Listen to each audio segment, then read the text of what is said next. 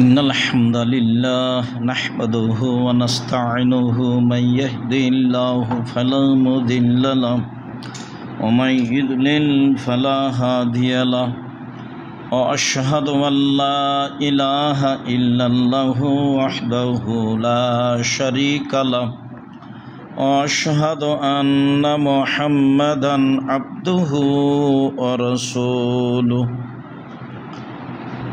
أما بعد فإن خير الحديث كتاب الله وخير الهدى هدى محمد صلى الله عليه وسلم وشر الأمور محدثتها وكل محدثة بدعة وكل بدعة ضلالة وكل ضلالة في النار أعوذ بالله من الشيطان الرجيم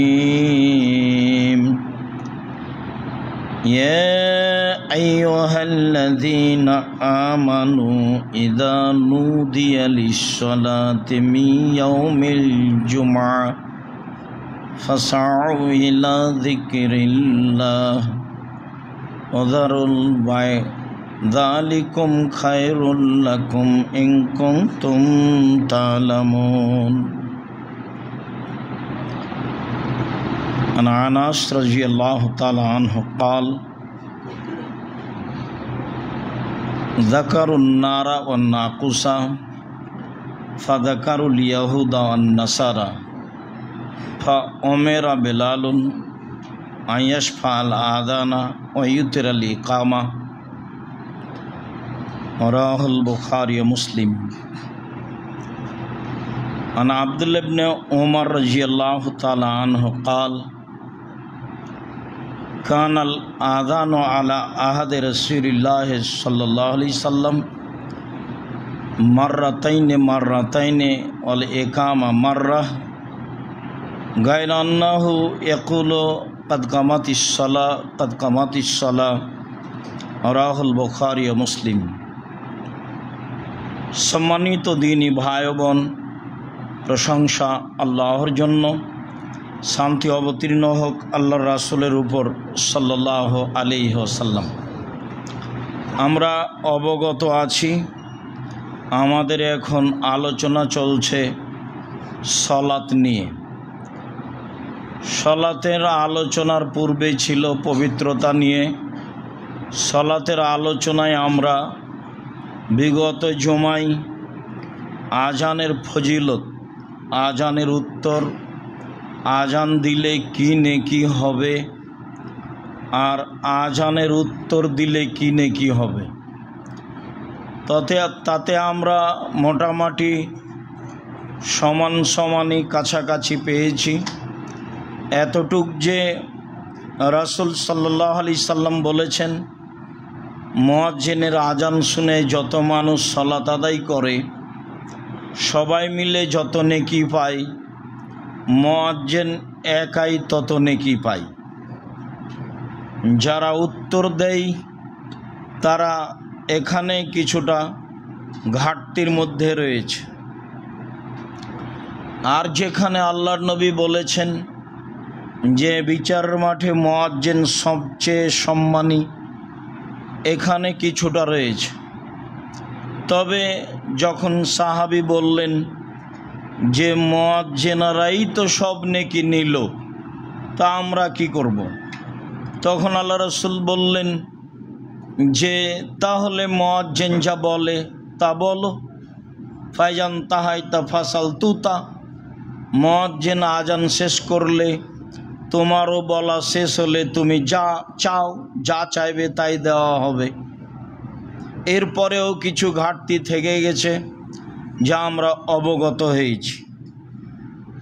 আজকের জুমায় আমাদের আলোচনার বিষয় হচ্ছে আজানের ইতিহাস, আজানের শব্দ, আজানের পদ্ধতি। প্রারম্ভে আজান ছিল না, বলা হতো আসসালাতু জামিয়া, মানে হলো সলাতের জন্য আসেন। এইভাবে পাড়ায় একজনের মাধ্যমে চিৎকার করে বলা হতো। লম্বা হাদিস, আংশিক একটু।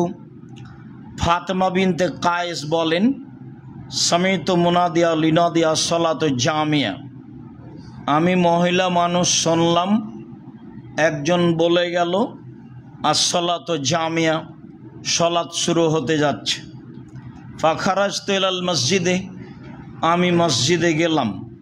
ফাসাল্লাইতু মা নবী সাল্লাল্লাহু আলাইহি সাল্লাম, রাসূলের সাথে সলাত আদায় করলাম। ফাল্লাম্মা কাজা সলাতাহু, যখন তিনি সলাত শেষ করলেন, জালাসা আলা মিম্বারিহি, তখন তিনি তার কাঠের মিম্বারের উপরে উঠে বসলেন। অহয়াজহাক, তখন তিনি হাসছিলেন। হাসি মুখে তিনি বললেন, হালতা দুরুন আলে মা জামাতুকুম, তোমরা বলতে পারো আমি তোমাদের কেন বসতে বললাম? সাহাবীগণ বললেন, আল্লাহ রাসূল আলাম, জি না, আমরা বলতে পারছি না কেন যে আপনি আমাদের বসতে বললেন। আল্লাহর নবী বললেন, মা জামাতুকুম লিরাগবাতিন ওয়াল রাহাবাতিন, আমি তোমাদেরকে জাহান্নামের ভয় দেখানোর জন্য, জান্নাতের প্রতি আগ্রহী করার জন্য বসতে বলিনি।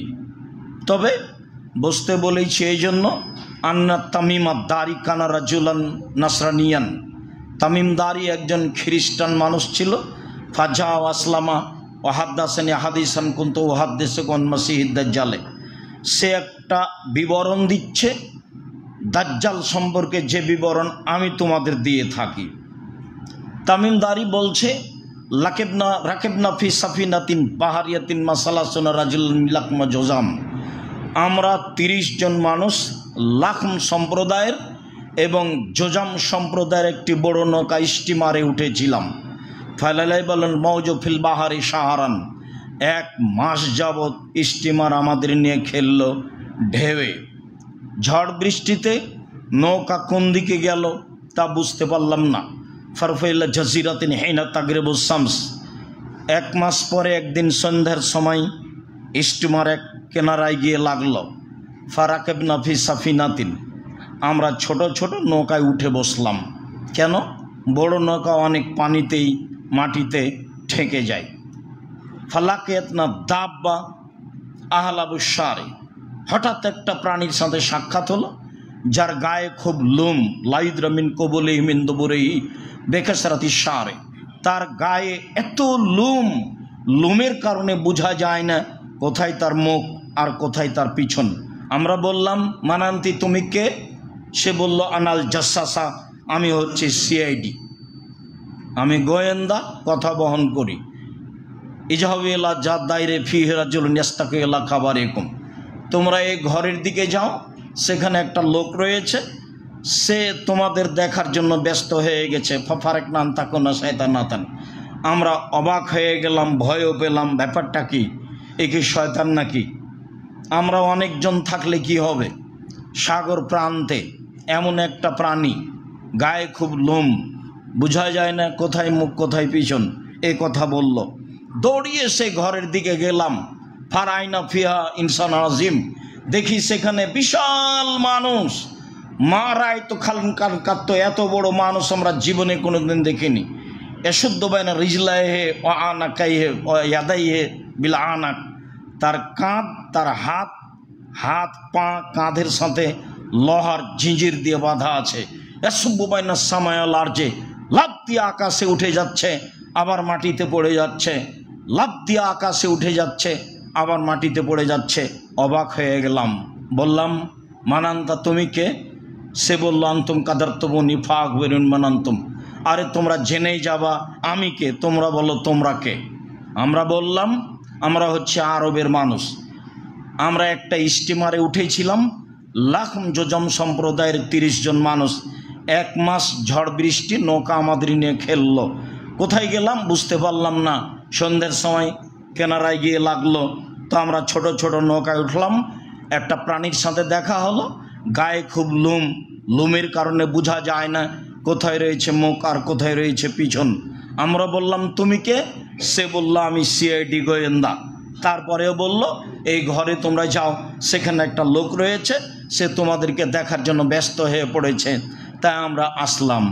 আচ্ছা ঠিক আছে, এবার তোমরা বলো, ইরাকে বাইসান নামে একটা গ্রামে খেজুর গাছ ছিল। কথা লম্বা হয়ে যাবে, কথা আমি এমনিতেই বলে যাই, এবার না পড়লে আবার অনুবাদ করতে করতে লম্বা সময় চলে যাবে। তো বলো দেখি, সেখানে বাইসান নামক গ্রামে যে খেজুর গাছটা ছিল, খেজুর গাছে খেজুর হয় কি না? বলা হ্যাঁ বেশ খেজুর হয়তো। তো বললো এমন একদিন আসবে সেখানে আর খেজুর ধরবে না, খেজুর থাকবে না। ঠিক আছে বুঝলাম। তারপরে ওই যে জোগাড় নামে একটা পুকুর ছিল ইরাকে, বলো তো সেই পুকুরে পানি আছে কি না? এলাকার লোক পুকুর থেকে পানি উঠিয়ে জমি চাষ করে কি না? আমরা বললাম হ্যাঁ সে পুকুরে পানি আছে, এলাকার লোক পুকুর থেকে পানি উঠিয়ে জমি চাষ করে। তারপর সে বলল অচিরে একদিন পুকুরে পানি থাকবে না। তারপর বলছে এবার বলো তোমরা, ওই নিরক্ষর লোকের ঘটনা কি? নিরক্ষর লোক, নিরক্ষর নবী। আমাদের নবী ছিলেন নিরক্ষর, কোনটা আলিফ, কোনটা বা, কোনটা গাইন, কোনটা আপ, এটা চিনতেন না। নিরক্ষর নবী। পৃথিবীতে কোনো মানুষ তার শিক্ষক নেই, শিক্ষক আল্লাহ, মাধ্যম জিবরাইল আলাইহিস সালাম, তাই তিনি অক্ষর চিনতেন না। বলো দেখি তোমরা নিরক্ষর মানুষের খবর কি? হ্যাঁ নিরক্ষর মানুষ মক্কা থেকে মদিনায় পালিয়ে গেছে। ও মক্কা থেকে মদিনায় পালিয়ে গেছে, বলো দেখি তার অবস্থা কি? বলে তার অবস্থা এখন বালতি। বালতি মানে? বালতি মানে হলো এই যে আগে ইঁদারা কুয়ার পাশে বালতি থাকতো, তো যার পানির প্রয়োজন সে বালতি নিত, পানি উঠিয়ে পান করে রেখে চলে যেত। তা আমার প্রয়োজন আমি আবার বালতি নিতাম, তাহলে বালতি একবার আপনার হাতে, বালতি একবার আমার হাতে। তার মানে হলো এই যে তার অবস্থা এখন বালতি, মানে তিনি বদরের যুদ্ধে জয়ী হয়েছেন, ওহুদের যুদ্ধে পরাজয় হয়েছেন, এই তোলার তার অবস্থা এখন বালতি, একবার জয় একবার পরাজয়। আচ্ছা ঠিক আছে, আমি বলি সারা দুনিয়ার মানুষের উচিত তাকে মেনে নেওয়া। আমি বলি আমি কে?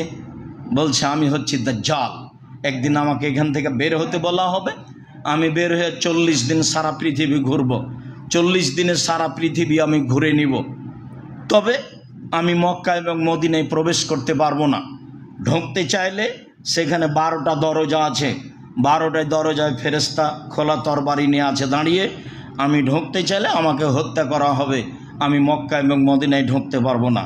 এই পর্যন্ত বলে আল্লাহর নবীর হাতে একটা লাঠি ছিল, এবার লাঠি দিয়ে তিনি ওই এর উপরে কাঠের মিম্বারের উপর আঘাত করছেন আর বলছেন হাজেহি তাইবা, এটাই হচ্ছে মদিনা, হাজেহি তাইবা, এটাই হচ্ছে মদিনা, যেখানে দাজ্জাল প্রবেশ করতে পারবে না। এখরো জমিন ইরাক, এখরো জমিন শাম, এখরো মিনাল মাশরিক।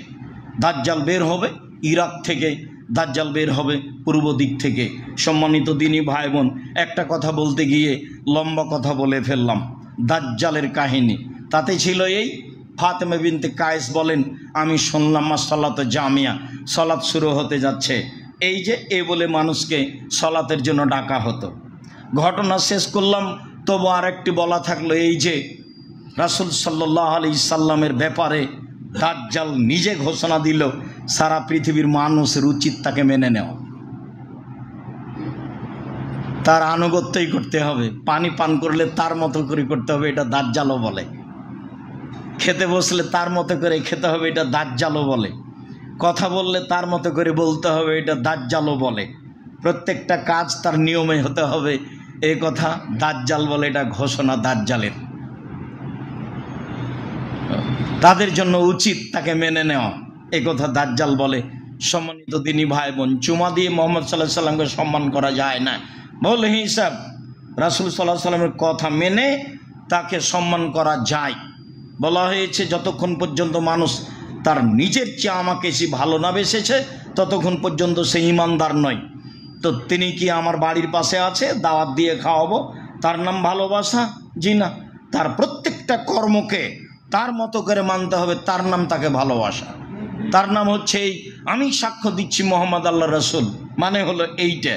নিজের মতো মানার নাম একেবারে দাড়ি চেঁচে সিগারেট হাতে নিয়ে ট্রাকের উপরে উঠে মিলাদুন্নবী পালন করছে, বিশাল ব্যাপার। মোহাম্মদ সাল্লাল্লাহু আলাইহি সাল্লামের আনুগত্য করা হলো, ধর্ম পাগল হয়ে গেছে।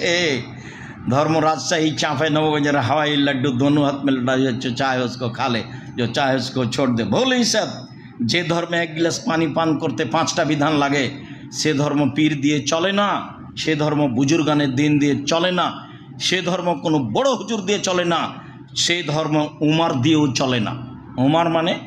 উমার মানে এত বড় মানুষ, যিনি রাস্তায় হাঁটলে শয়তান সে রাস্তায় হাঁটতো না। পৃথিবীর ইতিহাসে এরকম কোনো কথা কারো ব্যাপারে নেই। আল্লাহ নবী নিজে বলছেন, ওমর তোমার ইমানের দাপট এত বেশি, যে রাস্তা দিয়ে তুমি হাঁটো সে রাস্তা দিয়ে শয়তান হাঁটে না। অথচ তিনি একটা মানুষ, শয়তানের গায়ে একটা থাপ্পড় মারতে পারবেন না, এই ক্ষমতা তার কাছে নেই। কেননা শয়তান ভিন্ন পদার্থের, উমর রাদিয়াল্লাহু তাআলা ভিন্ন পদার্থের। সম্মানিত দিনী ভাই বোন, কথার মধ্যে কথা, বুখারী মুসলিমের হাদিস। আল্লাহ রাসূল বলছেন, আমি স্বপ্নে জান্নাতে ঘুরছি, দেখি একটা ঘর খুব সুন্দর, টকটকে ঝকঝকে ঘর। ভাবলাম তার বাহির যদি এত সুন্দর হয়, ভিতরই বা কত সুন্দর। কার যে ঘর? পাশে একটা মহিলা দেখি পানি নিয়ে আছে। আমি জিজ্ঞাসা করলাম, মহিলা বলতে পারো ঘরটা কার? মহিলা বলল, জি ঘরটা উমারের। যেমন বলেছে উমারের, তখন আমার ভেতরে একটু জেগে উঠে এটা কথা, এটা উমারের ঘর। তার আত্মমর্যাদাকে খেয়াল করে আমি ঘরের দিকে আগে গেলাম না, ভিতরে ঢুকলাম না। সকাল হলে উমারের সাথে দেখা, উমার জান্নাত আমি তোমার ঘর দেখলাম, আমার মনটা চাচ্ছিল ঘর ভিতরে ঢুকে একটু ভিতরটা দেখি, কিন্তু তোমার আত্মমর্যাদাকে হিসাব করে আমি তোমার ঘরে ঢুকিনি। এত বড় মানুষের ঘরে ঢুকি কি করে? এ কথা মুহাম্মদ সাল্লাল্লাহু আলাইহি সাল্লাম বলেন, হাদিস বুখারী মুসলিম। তার নাম উমর। উমর রাদিয়াল্লাহু তাআলা আনহু যদি কোনো কথা বলেন, সেই কথা যদি রাসূলের না হয় তাহলে সেটা বাতিল বলে গণ্য হবে। পীর সাহেব তো বহু দূরের কথা, বুজুর্গানের দিন তো বহু দূরের কথা। মানুষের ভালোবাসা দিয়ে ধর্ম চলে না। মানুষের ভালোবাসা মানে সম্মান দিয়ে কথা বলবেন, কথা শেষ। মানুষের ভালোবাসা মানে মানুষকে অপমান করবেন না, কথা শেষ। ভালোবাসা মানে মুহাম্মদ সাল্লাল্লাহু আলাইহি সাল্লামকে ভালোবাসতে হবে। মুহাম্মদ সাল্লাল্লাহু আলাইহি সাল্লামকে ভালোবাসা মানে কর্ম কথা তার নীতিতে হবে, তারই নাম তাকে ভালোবাসা। পৃথিবীর সকল দিনী ভাই বোনদের জন্য একই কথা। মুহাম্মদ সাল্লাল্লাহু আলাইহি সাল্লাম এসেছিলেন মানুষকে জীবিকা নির্বাহ করতে হবে তার পদ্ধতিতে। এই জন্য সম্মানিত দিনী ভাই বোন, বলছিলাম আজানের ইতিহাস যা পূর্বে ছিল। আনাস রাদিয়াল্লাহু তাআলা আনহু বলেন, যাকারুন নারা ওয়ান নাকুশা, আজান দিব বলে একটা বৈঠক সাহাবীগণের হলো। বৈঠকে সাহাবীগণ আলোচনায় বললেন, এক কাজ করা হোক, আগুন জ্বালানো হোক, আগুনটা জোরে জ্বলে উঠবে, আশেপাশের লোক দেখবে, চলো সলাতে যাই, টাইম হয়েছে।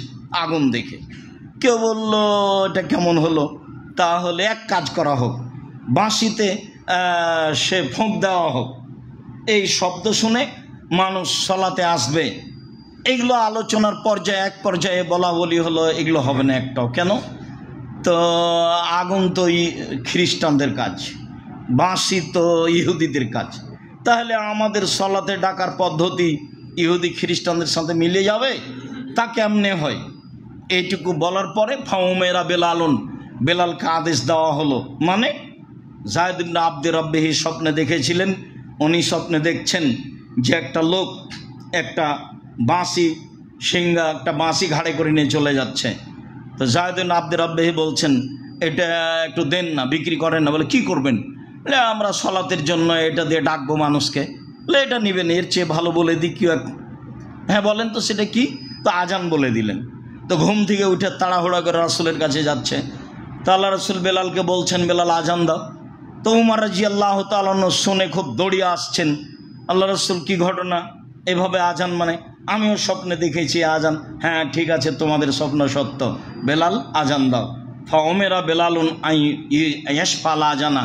তা আল্লাহর নবী বেলালকে আদেশ করলেন, ডবল ডবল দুইবার করে আজান দিবে। একামা মাররাতা ইউতেরেল একামা, একবার করে একামাত দিবে। হাদিস বুখারী মুসলিম। যদিও ভারত বাংলাদেশ পাকিস্তানের শতকরা 95টা মসজিদেই ডবল আজান, ডবল একামাত। অত্র বুখারী মুসলিমের হাদিসে প্রমাণ হয় যে ডবল আজান আর একবার করে একামাত। আব্দুল্লাহ ইবনে উমর রাদিয়াল্লাহু তাআলা আনহু বলেন, কানাল আজান আলা আহাদি রাসূলিল্লাহ সাল্লাল্লাহু আলাইহি ওয়াসাল্লাম মাররাতাইনে, রাসূলের যুগে আজান ছিল দুবার করে, অল একামা মাররা, আর একামাত ছিল একবার করে। একাধিক হাদিস এ ব্যাপারে রয়েছে। আবু মাহাজুরা রাদিয়াল্লাহু তাআলা আনহু বলেন, আন্না রাসূলুল্লাহ সাল্লাল্লাহু আলাইহি ওয়াসাল্লাম আযানা 19 কালেমা, ওয়াল ইকামা সাবা আশারাতা কালিমা। আল্লাহর নবী আবু মাহজুরাকে আজান শিখিয়ে দিয়েছিলেন, তা ছিল 19টি শব্দ, আর একামাত শিখিয়ে দিয়েছিলেন, তাতে ছিল 17টি শব্দ। আজান সমান 19টি শব্দ আর একামাত সমান 17টি শব্দ। হাদিস বুখারী মুসলিম, গড়ান সব বুখারী মুসলিমে চলছে যে আজান ডবল ডবল আর একামাত একবার একবার। আবু মাহজুরা রাদিয়াল্লাহু তাআলা আনহু বলেন, আলকা রাসূলুল্লাহ সাল্লাল্লাহু আলাইহি সাল্লাম আলা তাদিনা, একদা আল্লাহর নবী আমার সামনে আজান পেশ করলেন। এর সাথে কথা আরও পরে আসছে। একদা আল্লাহর নবী আজান আমার সামনে পেশ করলেন, তিনি নিজেই পেশ করলেন। তিনি বললেন, আবু মাহজুরা কুল, বলো আল্লাহু আকবার, আল্লাহ সবচেয়ে বড়, আল্লাহু আকবার, আল্লাহ সবচেয়ে বড়, আল্লাহু আকবার, আল্লাহ সবচেয়ে বড়, আল্লাহু আকবার, আল্লাহ সবচেয়ে বড়। আশহাদু আল্লা ইলাহা ইল্লাল্লাহ, আমি সাক্ষ্য দিচ্ছি আল্লাহ ছাড়া কোনো মাবুদ নেই। আশহাদু আল্লা ইলাহা ইল্লাল্লাহ, আমি সাক্ষ্য দিচ্ছি আল্লাহ ছাড়া কোনো মাবুদ নাই। ও আশহাদু আন্না মুহাম্মাদুর রাসূলুল্লাহ, আমি সাক্ষ্য দিচ্ছি মুহাম্মদ আল্লাহ রসুল। ও আশহাদু আন্না মুহাম্মাদুর রাসূলুল্লাহ, আমি সাক্ষ্য দিচ্ছি মুহাম্মদ আল্লাহ রসুল। সুম্মা তাউদু ও তাকুলো, এগুলো পুনরায় বলো। পরে আবার বিস্তারিত আসছে, এগুলো পুনরায় বলো। সুম্মা কুল, তারপরে তুমি বলো হাই আলাস সলা, সলাতের জন্য আসো। হাই আলাস সলা, সলাতের জন্য আসো। হাই আলাল ফালাহ, কল্যাণের জন্য আসো। হাই আলাল ফালাহ, সফলতার জন্য আসো। তারপরে তুমি বলো আল্লাহু আকবার, আল্লাহু আকবার, আল্লাহ সবচেয়ে বড়, আল্লাহ সবচেয়ে বড়, লা ইলাহা ইল্লাল্লাহ, আল্লাহ ছাড়া কোনো মাবুদ নাই। বুখারী মুসলিম। আজানের শব্দগুলি দেখছিলাম। আবু মাহজুরা রাদিয়াল্লাহু তাআলা আনহু বলেন যে আমি নিজে বললাম, কুলতু ইয়া রাসূলুল্লাহ আল্লিমনি সুন্নাতাল আজান, আল্লাহ নবী আমাকে আজানের সুন্নাত একটু বলে দেন তো, কিভাবে আজান দিতে হবে। অফি রিওয়ায়াতিন, অন্য এক বর্ণনায় এসেছে আজাবাহু সাউতুহু, আবু মাহজুরার কণ্ঠটা আল্লাহ রসুলকে অবাক করেছিল। ছেলে মানুষ রাস্তায় আরও 5 জনের সাথে খেলাচ্ছে, তো এই আজানের শব্দগুলিও এমনিতেই নকল করছে, ছেলেরা যেভাবে খেলায় সে নিয়ে। তো তার কণ্ঠটা আল্লাহ রসুলকে খুব ভালো লেগেছে, তো আল্লাহ রসুল তাকে ধরে আজান শিখিয়ে দিয়েছিলেন। এখানে আবু মাহজুরা বলছে আল্লিমনি সুন্নাতাল আজান, আল্লাহ রসুল আমাকে আজানের পদ্ধতি শিখিয়ে দেন। যেমন বললেন আমাকে আজানের পদ্ধতি শিখিয়ে দেন, তখন আল্লাহ রসুল বলছেন তাকুলো, তুমি বলো আল্লাহু আকবার, আল্লাহু আকবার, আল্লাহু আকবার, আল্লাহু আকবার, তারফাও বেহা সাওতাকা, কণ্ঠ উঁচু করে বলো। যত জোরে কণ্ঠ দেওয়া যায় তুমি তত জোরে এই আল্লাহু আকবার বাক্যগুলি বলো। এরপরে তিনি বললেন যে অতাকুলো, তুমি বলো আশহাদু আল্লা ইলাহা ইল্লাল্লাহ, আশহাদু আল্লা ইলাহা ইল্লাল্লাহ, আশহাদু আন্না মুহাম্মাদুর রাসূলুল্লাহ, আশহাদু আন্না মুহাম্মাদুর রাসূলুল্লাহ। তাকফেজো বেহা সাওতাকা, কণ্ঠ নিচু করে ধীরে বলো। সুম্মা তারফাও বেহা সাওতাক আও বিশাহাদাত, এবার খুব জোরে বলো শাহাদাত। তাহলে এই পদ্ধতি অনেক জায়গা থেকে ছুটে গেছে, কোনো কোনো জায়গায় বলা হয়। আবার একটু খেয়াল করেন, আল্লাহু আকবার, আল্লাহু আকবার, আল্লাহু আকবার, আল্লাহু আকবার, এটা হলো তার গতি অনুযায়ী জোরে, তার শারীরিক তার কণ্ঠ গতি অনুযায়ী যেভাবে সম্ভব জোরে। তারপরে সাক্ষ্য দেয় চুপে বা ধীরে, আশহাদু আল্লা ইলাহা ইল্লাল্লাহ, আশহাদু আল্লা ইলাহা ইল্লাল্লাহ, আশহাদু আন্না মুহাম্মাদুর রাসূলুল্লাহ, আশহাদু আন্না মুহাম্মাদুর রাসূলুল্লাহ। এরপরে বলছেন তারফাউ সাওতাকা বিশাহাদা, এই সাক্ষ্য এবার তোমার যত জোরে সম্ভব হয়, মানে আল্লাহু আকবারের মতো করে এই সাক্ষ্য দাও। এটা সুন্নাত, মানে সাক্ষ্য দেয় প্রথমে হবে ধীরে, তারপরে হবে জোরে। এরপরে ফাতাকুল, তুমি বলো হাই আলাস সালাহ, হায় আলাস সালাহ, হায় আলাল ফালাহ, হায় আলাল ফালাহ। ফাইন কানা সালাতু সুবহে ফাতাকুলু, যদি সালাত ফজরের হয় তাহলে তুমি বলবে আস-সালাতু খায়রুম মিনান নওম, আস-সালাতু খায়রুম মিনান নওম, সালাত ঘুমের চেয়ে উত্তম, সালাত ঘুমের চেয়ে উত্তম। সুম্মা তাকুলু, তারপরে তুমি বলবা আল্লাহু আকবার, আল্লাহু আকবার, লা ইলাহা ইল্লাল্লাহ।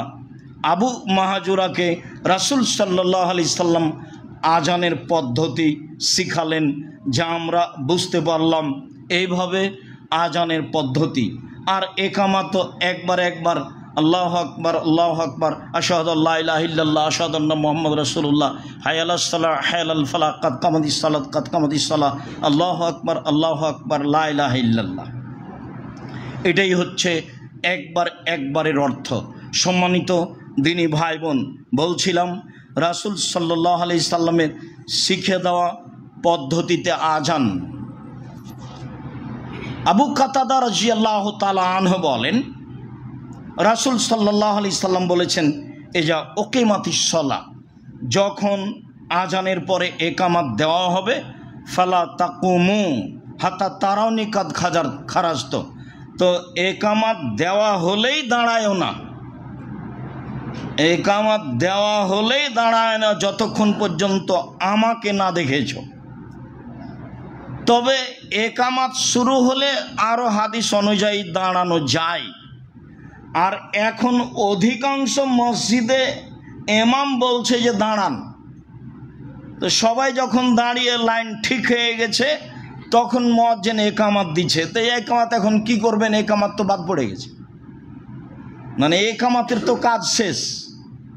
তো মানুষ তো এমনি দাঁড়িয়ে গেছে, মানে সুন্নাত কিভাবে উল্টে আছে। আর ইমাম সাহেব তো কেবলার দিকে মুখ করে আছেন বাইশাতের পাগড়ি পরে।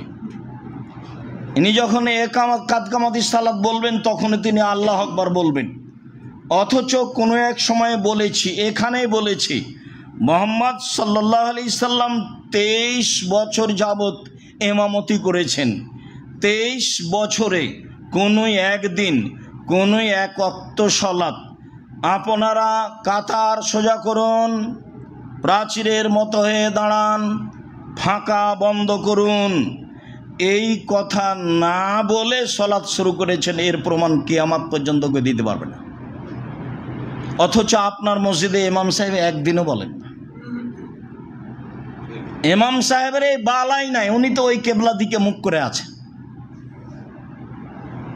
আর একামাত তো দাঁড়িয়ে যাওয়ার পরে, একামাত দাঁড়িয়ে যাওয়ার আগে, দাঁড়িয়ে যাওয়ার পরে একামাত নয়, দাঁড়িয়ে যাওয়ার পরে একামাত নয়, বরং একামাতের পরে দাঁড়ানো বা একামাতের সময় দাঁড়ানো, আগে দাঁড়ানোর কোনো প্রশ্নই আসে না। এটা উজ্জ্বল শরীয়তে স্পষ্ট বেদাত। এই নীতি রাসূলের নয়, এই নীতি সাহাবীর নয়, এই নীতি তাবেঈর নয়, এই নীতি পৃথিবীর কোনো বড় বিদ্বানের নয়। আবু হানিফা রাহিমাহুল্লাহর নয়, ইমাম মালিকের নয়, ইমাম শাফির নয়, ইমাম আহমদ ইবনে হাম্বলের নয়, পৃথিবীর কোনো বিদ্বানের এই নীতি নয়। যারা বিশাল বিশাল ফিকহ গ্রন্থ লিখেছে তাদের এই নীতি নয় যে আগেই দাঁড়িয়ে যেতে হবে তারপরে একামত হবে, হতেই পারে না। এটা এই উজ্জ্বল শরীয়তে স্পষ্ট জ্বলন্ত বেদাত। সম্মানিত দিনী ভাই বোন, বলছিলাম রাসূল সাল্লাল্লাহু আলাইহি সাল্লাম বললেন যে একামত দেওয়া হলে তোমরা দাঁড়াবা না, আমাকে দেখবা যে আমি বের হয়েছি কিনা ইমামতির জন্য। তাহলে একামতের পরে দাঁড়াবে, ভাই এতটুক বলা যেতে পারে। আর হাদিস অনুযায়ী একামত মানে দাঁড়াও, আগে দাঁড়িয়ে যাওয়ার তো কোনো প্রশ্নই আসে না।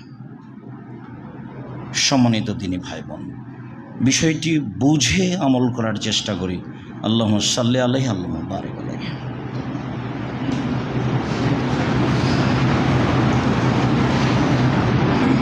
আলহামদুলিল্লাহি ওয়াহদা ওয়াসসালাতু ওয়াসসালামু আলা মান লা নাবিয়্যা বা'দা। আবু হুরায়রা রাদিয়াল্লাহু তাআলা আনহু বলেন, রাসূল সাল্লাল্লাহু আলাইহি সাল্লাম বলেছেন, এজা উকিমাতিস সালাত ফালা সালাতা ইল্লাল মাকতুবা, একামত দেওয়া হলে কোনো সালাত চলবে না ওই সলাৎ ছড়া যেই সলাতের একামাত দেওয়া হয়েছে। এদেশের শতকরা 95টা মসজিদে জামাত চলছে, তখনও মানুষ সুন্নাত পড়ছে ফজরের।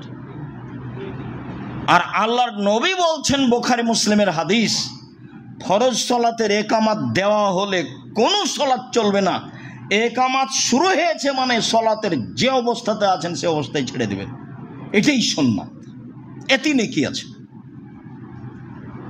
মাত্র 1 রেকাত বাকি আছে, 3 রেকাত হয়ে গেছে সুন্নাতের, আপনি 4 রেকাত পড়বে, একামাত শুরু হয়ে গেছে, এই অবস্থাতেই ছেড়ে দিতে হবে। কেন? রাসূল সাল্লাল্লাহু আলাইহি সাল্লাম বলেছেন, যখন ফরজ সালাতের জন্য একামাত দেওয়া হচ্ছে তখন আর কোনো সালাত নেই। হ্যাঁ, আপনি এই ফরজ সালাত আদায় করে নিয়েছেন আর করবেন না, সেটা ভিন্ন কথা।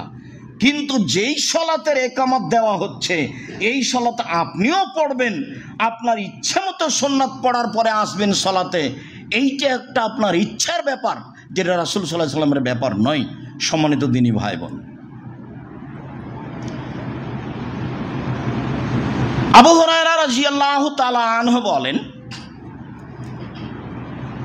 মালিক ইবনে হুয়াইরিস রাদিয়াল্লাহু তাআলা আনহু বলেন, আতাতুন নবী সাল্লাল্লাহু আলাইহি সাল্লাম ওয়া ইবনু আমিন লি, একদা আমি আর আমার চাচার ছেলে দুইজন মিলে রাসূলের কাছে আসলাম। তো আল্লাহ রাসূল আমাদের দুইজনকে বলছেন, শোনো, এই যা সাফার তুমা, যখন তোমরা সফরে থাকবা, ফা আযনা ও আকিমা, তখন তোমরা আজান দিবা, তখন তোমরা একামাত দিবা, আলি ইয়াউমুকুমা আকবারুকুমা, আর ইমামতি করবে দুইজনের বড় যে সে। অন্য হাদিসে এসেছে কোরআন যে ভালো জানে সে। অত্র হাদিসে এসেছে তোমাদের দুইজনের মাঝে বড় যে সে ইমামতি করবে। একই জনই আজান দিয়েছে, সেই যদি আবার বয়সে বড় হয়, কোরআনও ভালো পড়তে পারে, সেই ইমামতি করবে। যে আজান দিয়েছে সেই ইমামতি করবে। তবে যেখানেই থাক না কেন, আজান দিবা, একামাত দিবা, সলাত আদায় করবা। আজান দিবা, একামাত দিবা, সলাত আদায় করবা। মালিক ইবনে হুয়াইরিস রাদিয়াল্লাহু তাআলা আনহু বলেন, একদা আল্লাহর নবী আমাদেরকে বললেন, পৃথিবীর মানুষ শোনো, সাল্লু কামা রাআইতুমুনি উসাল্লি, তোমরা সলাত আদায় করো যেভাবে আমাকে সলাত আদায় করতে দেখছো। তোমরা সলাত আদায় করো যেভাবে আমাকে সলাত আদায় করতে দেখছো। এইখানে নারী পুরুষের একই সলাত হতে হবে, একই রকমই। তার মানে মহিলাদেরকে নিতম্ব মাটির সাথে লাগিয়ে সিজদা দিতে হবে, এই সিদ্ধান্ত ভুল। বহুদিন বলেছি, বক্তব্যের মাঠেও বলা আছে, মহিলা বৈঠকে মহিলা মানুষ বক্তব্য বলেছে, বুবু যখন সিজদায় যাবা বুবু, হাতি যেমন মাটিতে পড়ে যায় তেমনি একবার মাটিতে পড়ে গিয়ে আঁটো সাঁটো হয়ে নিতম্ব নিচু করে সিজদা দিও বুবু, নইলে স্তন ঝুলন্ত থাকবে বুবু, পর্দার ব্যাঘাত ঘটবে বুবুর। সব কথাই নাকি বুখারীতে আছে। অবাক কথা।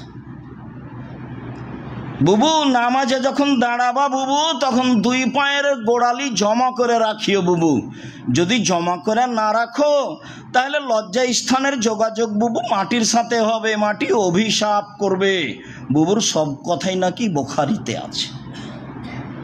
বুবু শাড়ি পরে সলাত আদায় করলে ল্যাঙ্গট পরিও, নইলে লজ্জা স্থানের যোগাযোগ বুবু মাটির সাথে হবে, মাটি অভিশাপ করবে। এই মহিলা বৈঠকের প্রায় কথাই মিথ্যে, তার মধ্যে এগুলো বড় বড় প্রায় অংশই মিথ্যে, সব বানাওয়ার ধর্ম। আল্লাহ রাসূল বলছেন, সাল্লু কামা রাআইতুমুনি উসাল্লি, পৃথিবীর মানুষ আমি যেভাবে সালাত আদায় করতে আমাকে দেখছো সেভাবে করো। পৃথিবীর মানুষ বলতে কি মহিলা বাদ দিয়ে মানুষ নাকি? মহিলা কি মানুষের বাইরে নাকি? কোনো দিন আয়েশা রাদিয়াল্লাহু তাআলা আনহা এভাবে সালাত আদায় করেননি যে নিতম্ব নিচু করে একবারে মাটিতে পড়ে গিয়ে আঁটো সাঁটো হয়ে সিজদা করতে হবে, এই সালাত হবে না, এই কথাই ঠিক। পৃথিবীর মানুষ আমাকে যেভাবে সালাত আদায় করতে দেখছো সেভাবে তোমরা সালাত আদায় করো। ফাইজা হাজারাতি সালাত ফাল ইউযাজ্জিনু আহাদুকুম লাকুম, সালাতের টাইম হয়ে গেলে তোমাদের একজন আজান দিবে। ওয়াল ইয়াউমুকুম আকবারুকুম, আর তোমাদের মধ্যে যে বড়, যে কোরআন হাদিস ভালো পড়তে পারে সেই ইমামতি করবে, এ কথা মুহাম্মদ সাল্লাল্লাহু আলাইহি সাল্লাম বলেন। আনাস রাদিয়াল্লাহু তাআলা আনহু বলেন, রাসূল সাল্লাল্লাহু আলাইহি সাল্লাম বলেছেন, ইন্না আযালা বেলালিন, ইন্না বেলালান ইউযাযিনু বিলাইলিন, নিশ্চয় বেলাল রাতে আজান দেয়। কুলু ওয়াশরাবু, তখন তোমরা খাও, তোমরা পান করো। হাত্তা ইউযাযিনা ইবনু উম্মে মাকতুম, যতক্ষণ পর্যন্ত আব্দুল্লাহ ইবনে উম্মে মাকতুম আজান না দিচ্ছে। ওয়াকানা ইবনু মাকতুম কানা রাজুলান আমা, আর আব্দুল্লাহ ইবনে উম্মে মাকতুম ছিলেন অন্ধ মানুষ। ফালা ইউনাদি, ও আজান দিতে পারত না। ফায়ুকাল্লাহ, তাকে বলা হতো আসবাহাতা আসবাহাতা, সকাল হয়ে গেছে, সকাল হয়ে গেছে, তুমি আজান দাও। সম্মানিত দিনী ভাই বোন, অত্র হাদিস ভোর রাত্রে আজান দেওয়ার ব্যাপারে, তাহাজ্জুদে আজান দেওয়ার ব্যাপারে। আমরা রমজান মাসে যে আজান দেখি, এই আজান রমজানের সাথেই খাস এ কথা নয়, এই আজান তাহাজ্জুদের সাথেই খাস এ কথা নয়। এই আজান তাহাজ্জুদ ও সাহারির দুটার সমন্বয়। এই আজান তাহাজ্জুদ ও সাহারি দুটার সমন্বয়। কোনো কোনো জায়গায় চিরদিনই ভোর রাত্রে আজান হয়, মসজিদে নববীতে এবং মসজিদে হারামে 12 মাস ভোর রাত্রে আজান হয়। তাহাজ্জুদের আজান এবং ফজরের আজান, তাহাজ্জুদের আজান এবং ফজরের আজান। এখানে আল্লাহ নবী বলছেন যে বেলাল রাতে আজান দেয়, তোমরা খাও পান করো, যতক্ষণ পর্যন্ত আব্দুল্লাহ ইবনে উম্মে মাকতুম আজান না দিচ্ছে। জাবির ইবনে সামুরা বলেন, সামুরা ইবনে জুনদুব রাদিয়াল্লাহু তাআলা আনহু বলেন, লা ইয়ামনান্নাকুম মিন শুহুরিকুম আজানু বেলালিন, বেলালের আজান যেন তোমাদের সাহারি বন্ধ না করে, বেলালের আজান যেন তোমাদের সাহারি বন্ধ না করে। এই কথাটার উপর একটা কথা রমজান মাসে বলেছি, মনে আছে? ও যে বলছে যে এখন সাহারি করবেন না, এখন সাহারি বন্ধ, ওকে আদেশ কে দিল যে আপনি এখন বলেন যে এখন সাহারি করা নিষেধ, সাহারি খাওয়া নিষেধ? আল্লাহ রাসূল বলছেন যে খানা উপস্থিত, আজান হচ্ছে, তুমি খাও। আর ও বলছে যে এখন আজানের সাহারির টাইম পার হয়ে গেছে, আপনারা সাহারি খাবেন না। মাইকে ওকে কে বলতে বলল? এই ভাষা ওকে কে বলতে বলল? সাহারির জন্য আজান ছাড়া কোনো কথা, কোরআন তেলাওয়াত, হাম নাত গাজাল, কথা বলা, আপনার সাইরিন বাজানো, চিল্লা চিল্লি, সব হারাম, এক টানা সব হারাম আজান ব্যতীত। উল্লেখ্য যে আজান সাহারির সাথে খাস নয়, আজান তাহাজ্জুদের সাথে খাস নয়, দুটার সমন্বয়ে আজান। সম্মানিত দিনী ভাই বোন, আজান। আবু হুরায়রা রাদিয়াল্লাহু তাআলা আনহু বলেন, ইন্নান নবী সাল্লাল্লাহু আলাইহি সাল্লাম হিনা কাফালা মিন গাজওয়াতে খাইবারা, যখন আল্লাহ রাসূল খাইবারের যুদ্ধ শেষ করে ফিরে আসছেন, রাসূল সাল্লাল্লাহু আলাইহি সাল্লাম যখন খাইবারের যুদ্ধ শেষ করে ফিরে আসছেন, তো সারা লাইলান, তিনি রাতে হাঁটতে লাগলেন, রাতে হাঁটছেন। ফাআদরাকাল কারা, তখন আল্লাহ রাসূলকে নিদ্রা পেয়ে গেল, খুব ক্লান্ত, ঘুম আসছে এরকম ভাব হাঁটতে হাঁটতে। ফাআররাসা, তখন তিনি রাতে শুয়ে পড়লেন, রাতের শেষ দিকে শুয়ে গেলেন। ওয়াকাল আলে বেলালিন, বেলালকে বললেন, বেলাল ইকলালানা আল-লাইলা, তুমি আমাদের পাহারা দাও। শত্রুর জন্য মুহাম্মদ সাল্লাল্লাহু আলাইহি সাল্লামকে পাহারাদার ঠিক করতে হয়েছে। আপনি যদি বলেন না আল্লাহর রাস্তায় আছি, এই কথা ভুল। না, আল্লাহ রাসূলের আল্লাহর রাস্তায় চলে না, আল্লাহ তো সব কিছুই করেন। তো আল্লাহর নবী কেন বলছেন যে বেলাল তুমি পাহারা দিবা? ইকলালানা আল-লাইলা, বেলাল তুমি ঘুমাবা না, তুমি আমাদের পাহারা দাও, শত্রু যেন আমাদের ক্ষতি না করতে পারে। আপনার প্রস্তুতি থাকবে মানুষের মতো যেগুলো প্রয়োজন, তারপরে আপনি তাকদীরের কথা বলবেন। আপনার প্রস্তুতি থাকলো না আর আপনি তাকদীরের কথা বললেন, তা নয়। মোহাম্মদ সাল্লাল্লাহু আলাইহি সাল্লাম বলছেন, বেলাল পাহারা দাও। সাল্লা বেলালুন মা কুদ্দের আল্লাহু, তখন বেলাল সলাত আরম্ভ করলেন, যে পাহারা আর কি দিই, তাহলে সলাত আরম্ভ করি। অন্য এক বর্ণনায় এসেছে, যাকে পাহারা দিতে বলেছিলেন তাকে একজন তীর মেরেছিল, তীর মেরে এসে পায়ে লেগেছে, দিয়ে রক্ত ঝরঝর করে ঝরছে, তারপরেও সলাত আদায় করছেন। তো ওই হাদিসে প্রমাণ হয়েছে যে রক্ত বের হলে অজু ভেঙে যায় না। ফেকার বইয়ে লেখা আছে, রক্ত শরীর থেকে গড়ে পড়লে কি হয়, অজু ভেঙে যায়। শরীর থেকে রক্ত গড়ে পড়লে অজু ভেঙে যায় না, এ কথাই ঠিক। এই যে তীর এসে গায়ে লেগেছে, রক্ত ঝরঝর করে ঝরছে, সলাত আদায় করতেই আছে। তো পাহারা দিচ্ছেন উনি, সলাত আদায় করে পাহারা দিচ্ছেন। ফানামা রাসূলুল্লাহ সাল্লাল্লাহু আলাইহি ওয়াসাল্লাম, রাসূল ঘুমিয়ে গেছেন, সঙ্গী সাথীও ঘুমিয়ে গেছেন। ফা আসনাদা এলা রাহালিহি, তিনি তার বাহনটাতে হেলান দিয়েছেন। মুআজ্জিহান আলাল ফাজরে, এই যেদিকে সূর্য উঠবে সেদিকে মুখ করে। তাকারাবাল ফজর, ঘটনাটা ঘটেছে ফজর হবে হবে এরকম সময়, ঘটনাটা ঘটেছে ফজর হবে হবে এরকম সময়। তারপরে ইসনাদ হয়ে এলা রেহালিহি, তার বাহনে হেলান দিয়ে ঘুমিয়ে আছেন। ফালাম ইস্তাইকাজা রাসূলুল্লাহ সাল্লাল্লাহু আলাইহি সাল্লাম, আল্লাহ রাসূলের ঘুম ভাঙেননি, আল্লাহ রাসূলের ঘুম ভাঙেনি। ওয়ালা বেলাল, বেলালেরও ঘুম ভাঙেনি। ওয়ালা আহাদুন মিন আসহাবি রাসূলিল্লাহ সাল্লাল্লাহু আলাইহি সাল্লাম, সাহাবীদের কারো ঘুম ভাঙেনি। হাত্তা জারাবাতহুমুশ শামস, সূর্য উঠে গেছে, সূর্যের আলো সাহাবীদের মুখের ওপরে লেগেছে।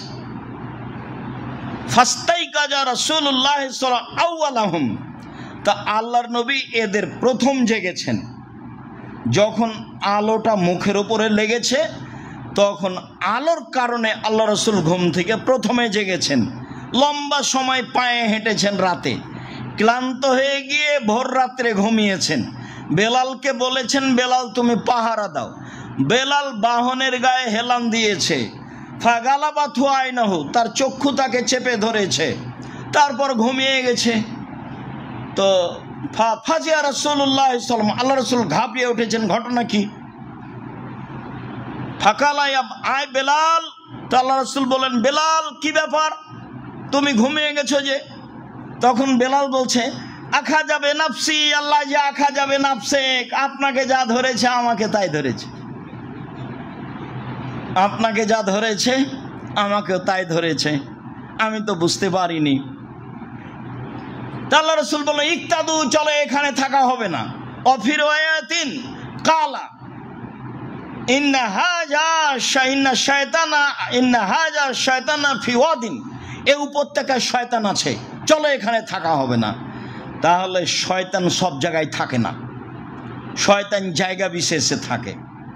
রাতে যেখানে পেশাব পায়খানা করার জন্য বসবেন, খেয়াল করে দোয়া পড়ে বসবেন।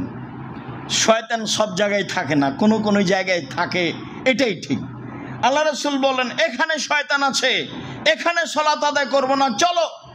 ফাক্তাদু রাওয়াহিলাহুম, তারপর বাহন সব চলে গেল এক জায়গায়।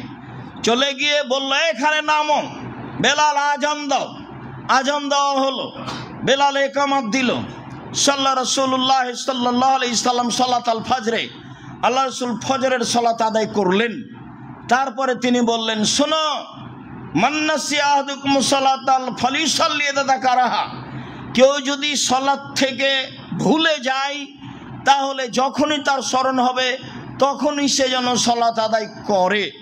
অন্য এক বর্ণনায় এসেছে, তিনি বললেন, শোনো, এজা রাকাদা আহাদুকুম, যখন তোমাদের কোনো ব্যক্তি ঘুমিয়ে যাবে, আও নাসিয়া আনিস সালাহ, অথবা সালাতকে ভুলে যাবে, ফায়দা যাকারা ফালিসাল্লিহা কামা কানা ইসাল্লিহা ফি ওয়াক্তিহা, তাহলে সে যেন সালাত আদায় করে নেয় নির্ধারিত সময়ে যেভাবে করতো সেভাবে। এবার কি বুঝলেন? ফজরের টাইমের সলাত তো জোরে কেরাত ছিল, এখন তো সকাল 8টা-9টা, এখন কিভাবে হবে? এখন জোরেই হবে। আল্লাহ রাসূল বলছেন তোমরা সলাত আদায় করবে যেই সলাত যেইভাবে ছিল সেইভাবে। আজান দিবা দিনেই সকাল 8টার সময় আজান দিতে হবে, সকাল 8টার সময় একামাত দিতে হবে, সকাল 8টার সময় জোরে কেরাত আদায় করে সলাত আদায় করতে হবে। এটাই সুন্নাত, এটাই ঠিক। রাসূল সাল্লাল্লাহু আলাইহি ওয়াসাল্লাম এই কথা বলেছেন, ইন্না শায়তানা আতা বেলালান ওহু কায়েমুন ইউসাল্লি। শয়তান এসেছিল বেলালের কাছে, তখন বেলাল সালাত আদায় করছিলেন। তো ইহুদেহু কামা ইহুদাস সাবিয়্য, তো শয়তান তাকে গায়ে হাত দিয়ে এরকমভাবে বাচ্চাকে যেভাবে নিন্দ দেয়, ঘুমানো, ঘুম পাড়ায় চেষ্টা করে, ঘুম যাও, ওইভাবে ও শয়তান বেলালকে করছিল, ঘুমানোর চেষ্টা করছিল। তখন তার চোখটা চেপে গেছে, ঘুম চলে এসেছে। এটা বেলালের জন্য সম্ভব হয়েছে, এটা যদি উমার হতো। আল্লাহ রাসূল বলছেন যেভাবে বলছেন আপনাকে আমি সেভাবে শোনাচ্ছি। তার মানে আপনার কাছে শয়তান আসতে পারে, এটাই স্বাভাবিক। আপনাকে আমাকে খুব সতর্ক থাকতে হবে, এটাই স্বাভাবিক। আল্লাহ বহু জায়গাতে বলেছেন যে শয়তান আপনাদের স্পষ্ট শত্রু, খোলাখলি শত্রু, সব সময় খারাপটাকে ভালো করে দেখায়। তার কাজই এটা, জেনাকে সুন্দর করে দেখাচ্ছে, জেনাকে সুন্দর করে দেখাচ্ছে। অথচ জেনা কোন কালে সুন্দর হলে এত বড় খারাপ কাজ? মানুষকে হত্যা করা সুন্দর করে দেখাচ্ছে, মানুষকে হত্যা করা এত বড় খারাপ কাজ কি করে ভালো হতে পারে? আপনার ওই গোলাপ শাহের মাজারে টাকা দেওয়াকে ভালো করে দেখাচ্ছে, মাজারে কবরে টাকা দেওয়া সবচেয়ে বড় খারাপ। কি পীরকে মানা, একটা পীরকে আপনি কি করে মানতে পারেন রাসূল সাল্লাল্লাহু আলাইহি ওয়াসাল্লামকে বাদ দিয়ে? এগুলোকে শয়তান মানুষকে কি করে দেখাচ্ছে? সুন্দর করে ভালো করে দেখাচ্ছে। তখন মানুষ বলছে ঠিক আছে করতে। তা আবু হুরায়রা বেলাল রাদিয়াল্লাহু তাআলা আনহু সালাত আদায় করছেন, তখন বেলালকেও ঘুম দিচ্ছে, বাচ্চাকে যেভাবে ঘুম দেয় মায়, বাচ্চাকে যেভাবে মায়ে ঘুম দেয়, বেলাল রাদিয়াল্লাহু তাআলা আনহুকে শয়তান সেভাবে কি দিচ্ছে? ঘুম দিচ্ছে। ইতিমধ্যে চোখটা বন্ধ হয়ে এসেছে, ঘুমিয়ে গেছে, তো এখন তো নাগালের বাইরে। যার জন্য 3টে সময়ে বিধান তুলে নেওয়া হয়েছে মানুষের উপর থেকে। ওই সময়ে যা কিছু ঘটুক, ওই ঘটার বিচার হবে না। এক, ঘুমের সময় যদি কিছু বলে থাকে, ঘুমের ঘরে বউকে তালাক দিয়েছে, কথা বাতিল। ঘুমের ঘরে কাউকে গালি দিয়েছে, কথা বাতিল। পাগল হয়ে গেছে, বউকে তালাক দিয়েছে, কথা বাতিল। তবে রাগ করে বউকে তালাক দিলে তালাক হবে, মজাক করে বউকে তালাক দিলে তালাক হবে। বলছে রাগ বশত দিয়েছে, হাইজ অবস্থায় তালাক দিয়েছে, হাইজ অবস্থায় দিলেও হবে, রাগ করে দিলেও হবে, মজাক করে দিলেও হবে। আল্লাহ রাসূল বলছেন 3টা কাজ চূড়ান্ত ও চূড়ান্ত, মজাক ও চূড়ান্ত। হাজলুহুন্না জিদ্দুন, জিদ্দুহুন্না জিদ্দুন। মজাক ও চূড়ান্ত, আর চূড়ান্ত ও চূড়ান্ত। তার একটা হচ্ছে বিবাহ, তার একটা হচ্ছে তালাক, তার একটা হচ্ছে আযাব। মজাক করে তালাক দিল তালাক হবে, তৎ করে রাগ করে তালাক দিল তালাক হবে। যখন তাকে তালাক দিতে বাধ্য করা হয়েছে, মোকরা মানে ওর ভাই বা ওই গ্রামের লোকেরা বলছে যে তুই তালাক দিয়ে দে, না তোকে পিটাবো। তো এরকম যদি পরিস্থিতিতেও তালাক দিয়ে দেয়, তাহলে এই তালাক বাতিল হবে। পাগল অবস্থায় যদি তালাক দেয়, তাহলে এই তালাক বাতিল হবে। ঘুমন্ত অবস্থায় যদি তালাক দেয়, তাহলে তালাক বাতিল হবে। যেই ছেলে এখনো বুদ্ধি হয়নি, বিবেকহীন, তার ওপরে কোনো শরীয়ত প্রযোজ্য হবে না, বুদ্ধি না হওয়া পর্যন্ত। 3টে বিষয় আল্লাহ তাআলা তার উপর থেকে বিধান উঠিয়ে নেওয়া হয়েছে। তো যেহেতু এখন তিনি ঘুমিয়ে গেছেন, কাজেই তারা সালাত কাজা করলেন, এই অপরাধে তারা অপরাধী হবেন না। আর সেদিন রাসূল সাল্লাল্লাহু আলাইহি ওয়াসাল্লাম নিজেও ছিলেন। তাহলে রাসূল সাল্লাল্লাহু আলাইহি ওয়াসাল্লাম মানুষ, বোঝা যাচ্ছে যে রাসূল সাল্লাল্লাহু আলাইহি ওয়াসাল্লাম কি মানুষ, যার এরকম ঘটনা ঘটতেই পারে। ফেরেশতা হলে, নূরের হলে এগুলো ঘটনা ঘটতো না। তো জিবরাইলের তো ঘটবে না কোনোদিনই। তো জিবরাইলের নূরের মোহাম্মদ সাল্লাল্লাহু আলাইহি ওয়াসাল্লামের নুনের এই ঘটনা ঘটলো যে হাদিস তো বুখারী মুসলিম, আপনি বিবেচনা করবেন কি? মানে মোহাম্মদ সাল্লাল্লাহু আলাইহি ওয়াসাল্লাম মানুষ, এরকম ঘটনা ঘটতেই পারে। তিনি খেতেন, তিনি চলতেন, তার স্ত্রী ছিল, তার পরিবার ছিল, পরিবারের সাথে অনেক সময় সন্তুষ্ট হতেন, অসন্তুষ্ট হতেন, অনেক সময় বউকে কিছু বলতেন, সেটাও স্পষ্ট কোরআন হাদিসে সব উল্লেখ হয়ে গেছে। সম্মানিত দিনী ভাই বোন, আমি বলছিলাম যে আজানের শব্দগুলি, আজানের পদ্ধতি এক সময়ে ছিল এই, এক সময়ে সিদ্ধান্ত হয় এই, তারপরে এক সময়ে সিদ্ধান্ত আসে যে আজান আপনারা দেখছেন। এটা হলো আজানের ইতিহাস।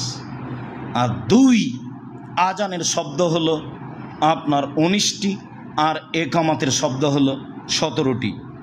আজান দিতে হবে ডবল ডবল করে, আর একামাত দিতে হবে একবার একবার করে।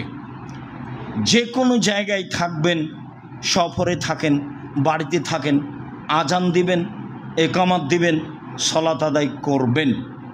জরুরি কথা যে আগেই মুসল্লিরা দাঁড়িয়ে যাবে তারপরে একামাত, এটা মিথ্যা, এটা একটা বিদআত উজ্জ্বল শরীয়তে। আগেই মুসল্লিরা দাঁড়িয়ে যাবে তারপরে একামত হবে, এটা কথা মিথ্যা, সত্য নয়, এটা উজ্জ্বল শরীয়তে বিদআত।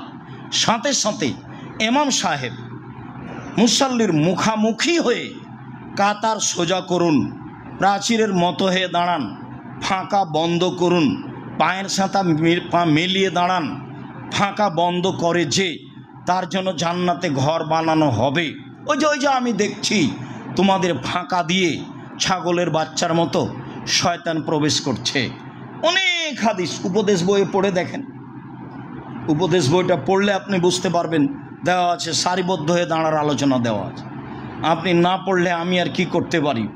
আমি না মুখে বললাম, কিন্তু আপনাকে কিছু নিজেও দেখতে হবে। সম্মানিত দিনী ভাই বোন, বিশেষ বিশেষ অংশগুলি আপনি খুব ভালোভাবে খেয়াল রাখবেন।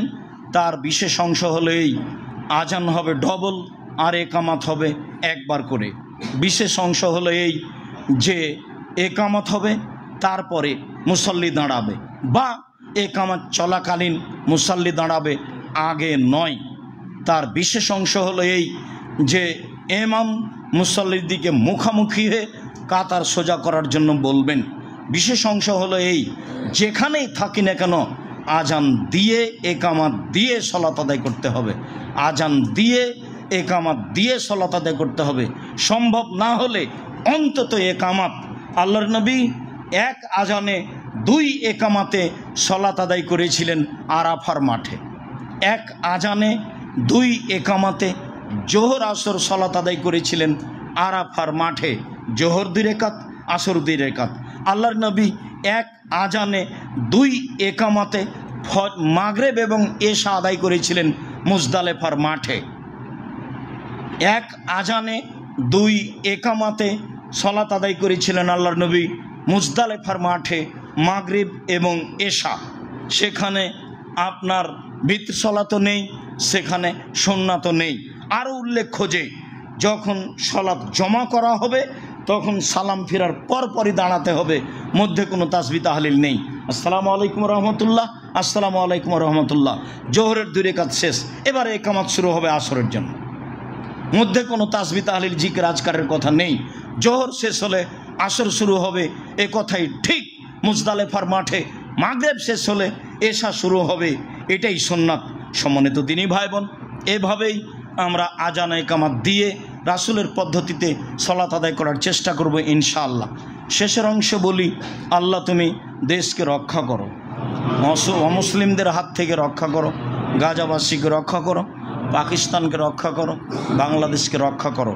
একটার পর একটা বিপদ আসছে মুসলমানের উপরে। তুমি দেখতে পাচ্ছ আমরা ইচ্ছা করলে কিছু করতে পারি না, আমরা স্বাভাবিক সাধারণ মানুষ। তুমি সর্বশক্তিমান, তুমি সব কিছু করতে পারো, তোমার ক্ষমতাকে আমরা বিশ্বাস করি। আমরা মুসলিম, আমরা তোমাকে বিশ্বাস করি, তোমার ক্ষমতা